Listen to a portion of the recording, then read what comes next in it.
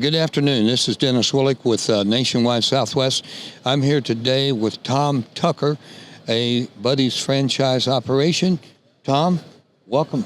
Glad to have you here today. Thank you very much. Thank you for taking the time. Yes, okay, sir. and let's talk a little bit about Tom Tucker for a while. Okay. Give me a little bit of your background and what's going on. My background is born in Buffalo, New York. Go Bills, right? No Chiefs, go Bills. I was a PGA golf professional for 14 years. Oh. And one winter, obviously in Buffalo, there's not a lot of golf to be played there. I had 2 kids and took a job at a company called Rent-A-Center. Yes. Moved my way up through the ranks there. And then met my partner, Patrick Green, in 2015, and him and I have been together about 10 years. Okay. And so you formed the company? Yes. Okay. Very good. And how many stores do you have today? We operate 67 Buddy's Home Furnishing stores and Flexi Compras, which is a smaller version of Buddy's, throughout Texas, Pennsylvania, Washington State, and we have a couple in Arizona. Okay. So we're pretty spread out. Pretty spread out and a large organization. It's a large organization. We have great people. We have 7 or 8 multi-unit guys that have been with us for a long time. It's hard to find people you can trust. Oh, right? yeah. And sometimes you can find guys you can trust, but you don't like them. We've got people we can trust, we can like, and it's a really good operation. I got my sons, Tommy and Cameron, are in the company, and they're fantastic. Okay, good. So, and you know what you just said, I'm going to tell you something. Today it is tough finding people and quality people and people that you can trust and people and all that. We've had that conversation several times today, and people I've talked to. That's one of the things that seem to be a common thread with all companies. Work. There's plenty of people that want to work, but the people that want to work, the work ethic is in short supply. Yeah. It's I showed up, pay me. There's a lot of participation trophies.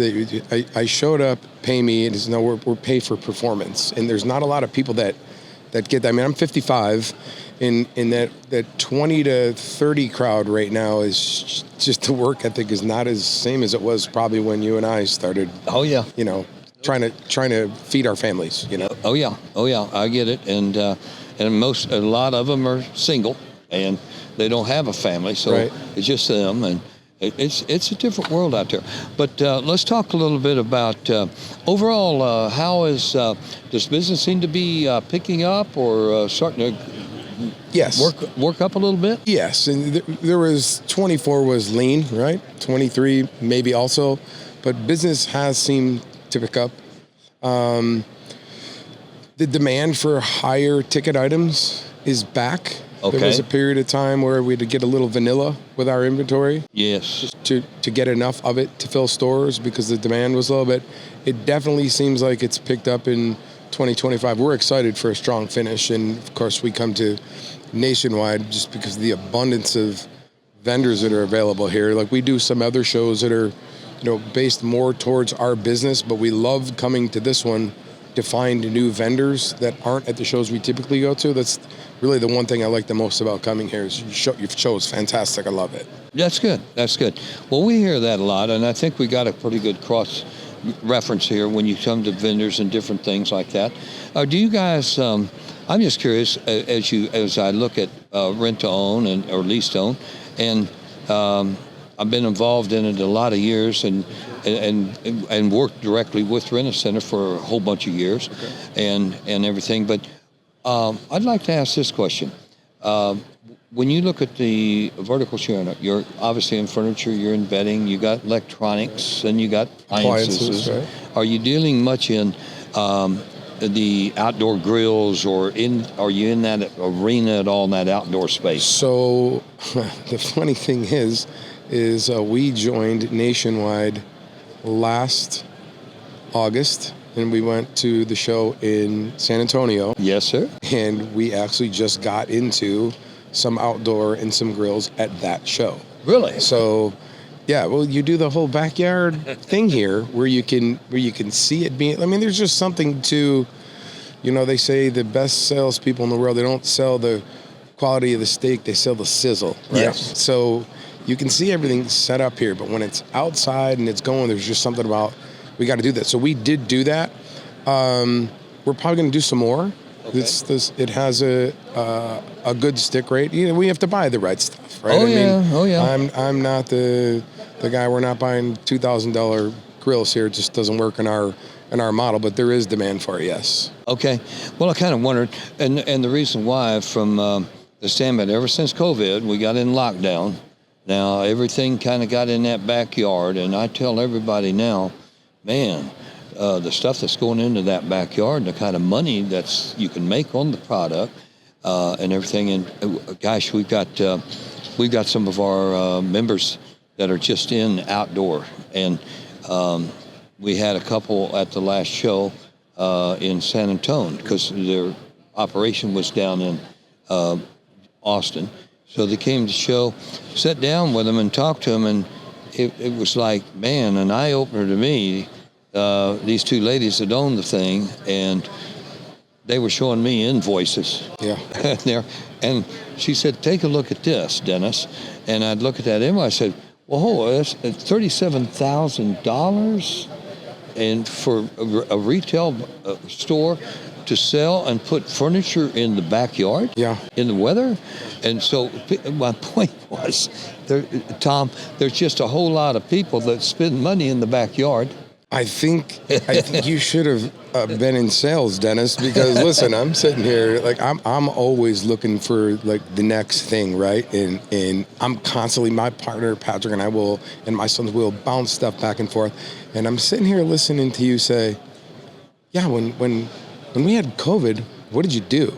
Yeah, you went outside in your backyard. There's a whole lot of people that didn't do much of anything, but that's a great. So if it were to happen again, knock on wood, right? And you could, in your free time, was out in your backyard. What do you got out there? That's actually, I like it. Well, that's good. You might have just helped one of these people sell more outdoor furniture. Good for you. You should get in sales, buddy. Well, you know what's funny about it? Here's what's funny about it. We go into this thing and people they get cabin fever. We're home. We can't move. We can't go nowhere. So the neighbor next door or this person across the street, friend here, friend, all of a sudden they start gravitating into that backyard. You know what's crazy?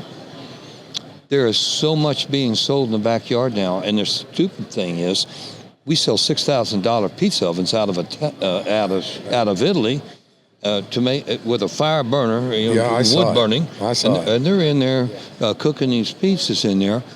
But what the real thing is, it's called the experience. And I said, well, what does that mean? Selling the sizzle again. You had me at pizza. Ever since you said the word pizza, I didn't really hear much after that. Well, here's the thing. I said, what do you mean by experience? I mean, what the hell? We're eating a pizza. And here's where it went. They said, well, all these families get together. They're usually younger, and they got a bunch of kids. So the kids get together and they make the dough and they do this and put tops on and cook and eat, and it's an experience. It's like, okay, and that's when the ladies came up from down in Boerne, Texas, and they got out these things, they started showing me what they're selling. Man, I said, good God, as a group, we got to start getting to some of these casual shows. The beautiful stuff with the built-in propane into the tables and stuff. Yeah, and so I live in South Texas right now, okay? And all our stores, we have 13, 14 stores on there. They're typically on the border. But if you ring the barbecue bell or send the barbecue text out down there, you'll get 20 people if you give them an hour's notice. And that is a really strong point about the backyard experience. It has to be sold. It probably needs to be, whether it's through a flyer or a text blast or however you advertise it, probably needs to be sold as the backyard experience. Yeah. I'm not selling backyard furniture. Right. I'm not selling patio furniture. Right. I'm selling the outdoor experience. Right. Listen, when I know we met each other today, but I'm gonna tell you something. We might have to bounce some stuff back and forth to each other down the road because I'd love to. I love that the sales mind. I love it. It's a beautiful thing. Well, so I had 2 slides made by our creative director in the office. I said, I want you to put In the one slide, I want you to put a beautiful grass, a green backyard, and one tree in the corner, big beautiful tree in the corner. He did. I said, now put all the things that go into the backyard and on the tree, turn it into money. So I'll show you these pictures. Okay. It blows your mind. Yeah. So I said, folks, this is your backyard. This is what you could be putting in the backyard. Sure. And I fired that up. Well, hell, you got everything in there. You got the furniture. You got extension of your house. It's everything. Yeah. I mean, you got grills out there. You got fire burning pits out there. You got heaters out there. You got everything in the world. You're making me think that we have sent some outdoor stuff to some stores where they don't sell it, and we have to take it to another store where they'll sell it. But we have to do a better job of marketing the outdoor experience and the setup, because who wouldn't want it? If we could paint it, if you and I stood there and we could paint it this way to every person that walked in, we wouldn't have enough of it to go around. No, right? I get it. I get it. That's... Well, and here's the thing. You guys know this. It's all about demonstration, okay? The old saying, presentation without demonstration is idle conversation. Okay, that always stuck with me. And I said, so if you put the right demonstration in your store, put a little picket fence in there, put some grass down there, stick stuff in there. It's like when we go into a store, there's we bought some really good sound stereos and speakers from when we were at your last show. And I think actually the last one was maybe in February or March. It might have been in San Antonio, right? March. Yeah, March. And I'm sorry, I think I said August earlier, but time flies, right? But we ordered some really awesome speakers. Okay. And some said, well, we're not moving them. No, we go to the store. It's in the box. Like, is the customer supposed to take your word for it that it sounds great? Or a TV that's in the box not... Am I supposed to take your word for how? You're right. It's all about the presentation. It's all about the demonstration. It's all about the energy in the person that's presenting it. We're getting into something right now, and we're working really hard at it. And I haven't rolled it out to my guys yet because everyone's taking a piece. But it's the customer experience, right? Because it is in our line. There's a lot of competitors, right? Oh yeah. And our best stores, they're our best stores because they have our best people and they provide the best experience for our customers. Our stores that aren't doing well, we may still have some good men and women in there, but they're not providing that experience. So I started a book on the plane the other day. It's called Unreasonable Hospitality. Okay. And it's just about being over the top, grateful for customers coming into your store. It's just almost corny, but customers don't remember what you say, they remember what you do, yes. Right? Yeah. And so we're trying to put this whole customer experience, unreasonable hospitality culture together to get it into all of our stores, because if we have it in some, we can have it in all. Yep. And so that's that. When you started saying that earlier, going back about 5 or 6 minutes ago, and you were talking about setting up the picket fence and the tree, it really is, you just have to paint the picture. You do, because the other thing is, if you and I wanted to order something for our house right now, we're not home. It's right to the phone, right to, that exactly. big site.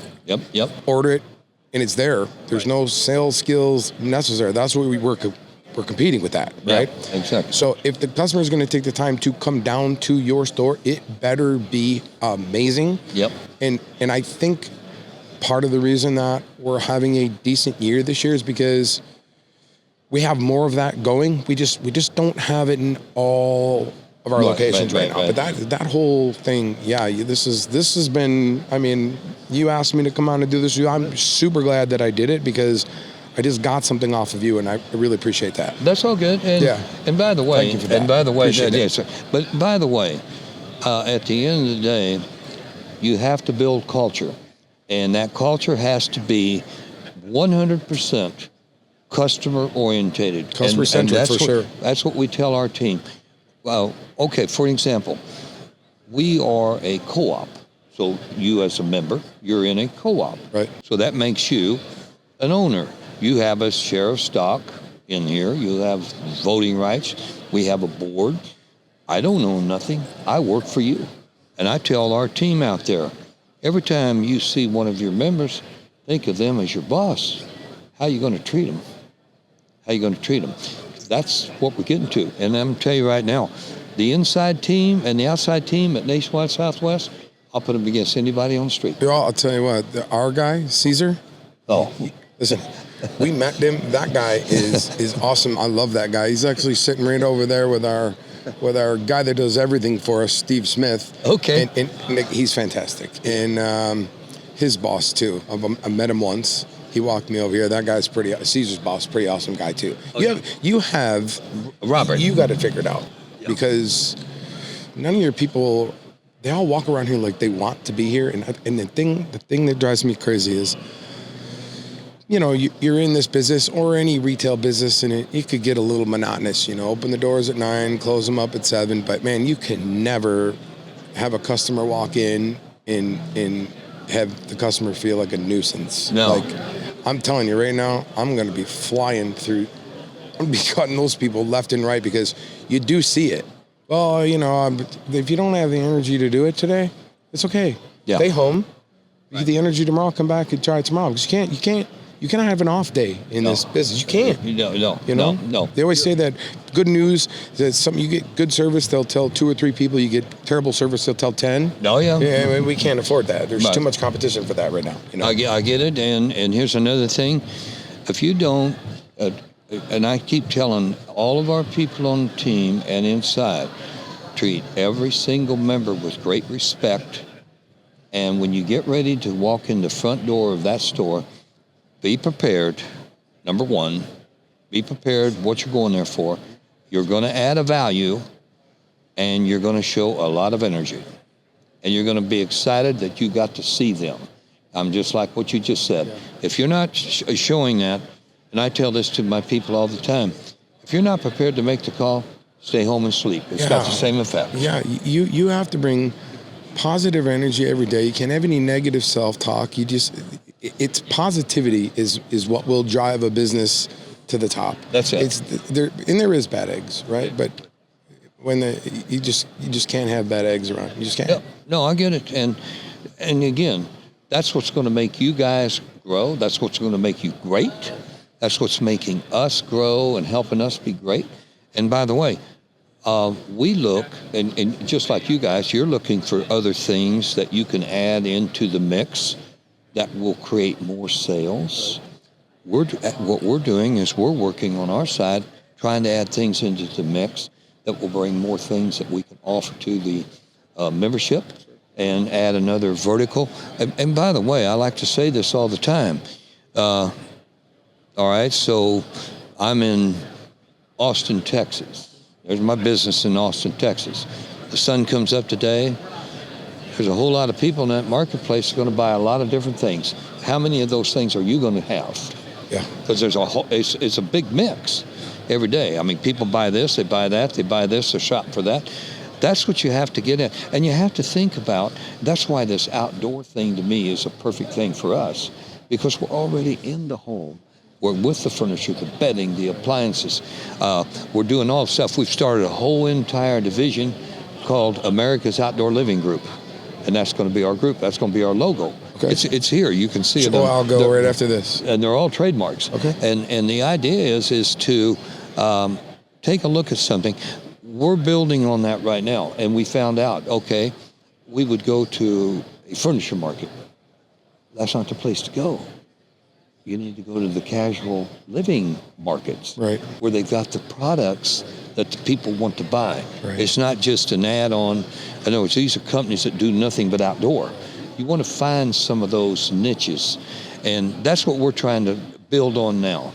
And you look around here, how many grills are on the floor? Oh, Good yeah. God, they're all over the place. Oh, yeah. It's almost as bad as mattresses. I wouldn't want to be a mattress salesman here today. We were talking about that earlier. Yeah. But I think the outdoor part you're talking about, I think people see it as a secondary to everything else in here, and it has to be its own freestanding main deal. Like, you have to say, what do you carry? We carry appliances, electronics, furniture, outdoor living, instead of that part just gets left off because it's not a big of a piece, it could be. And you made me think of that when this started. Yeah. Especially where most of our stores are, which are in Texas. Oh, yeah. We absolutely should have a bigger piece of that. Well, you're outdoor a lot more. Yeah, all the time, right? Yeah, it really is. I think you and I are about 12 hours apart from each other. I'm down at the one point and you're up at the other point. I'm down near McAllen. So Yeah, you're way south and we're way north. Well, I want to tell you, it's been a pleasure here today chatting with you, Tom. Yes, sir. You brought a lot of good ideas and thoughts to me as well. Is there any last points? What do you think about primetime? I think primetime is fantastic. I loved having it in Nashville. I lived in Knoxville for about 10 years, so I missed Nashville. Okay. So you can bring it here anytime you want to. Appreciate that. Okay. It's a pleasure meeting you. It really was. Thank you I enjoyed so it very much. much. Okay. Let's stay in touch. Stay in touch and have a great day. Sounds and a good. great You show. too. Thank you. Thank you.